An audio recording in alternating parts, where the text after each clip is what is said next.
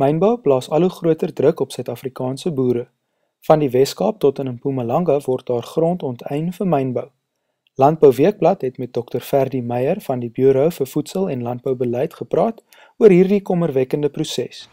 Oor die korttermyn is mynbou regtig baie winsgewend, maar ons praat dan nou korttermyn 10 tot 15 jaar, nee. So ons gaan nie in landbou 'n argument kan voer om te sê ons gaan daai area meer waarde toevoeg tot ons ekonomie in ons land.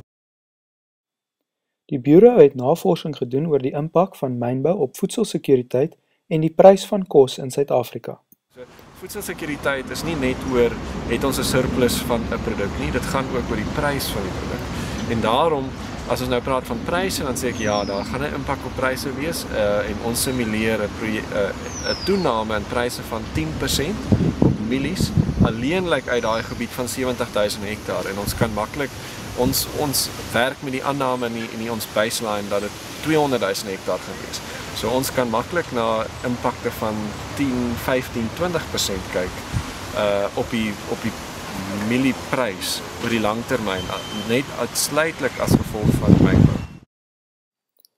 Hierdie kaart wys gebiede in Mpumalanga wat potensiaal vir mynbou gebruik kan word. Dr. Meyer sê die regering moet beide die kort en die langtermyn impak van mynbou versigtig oorweeg voordat enige besluite geneem word.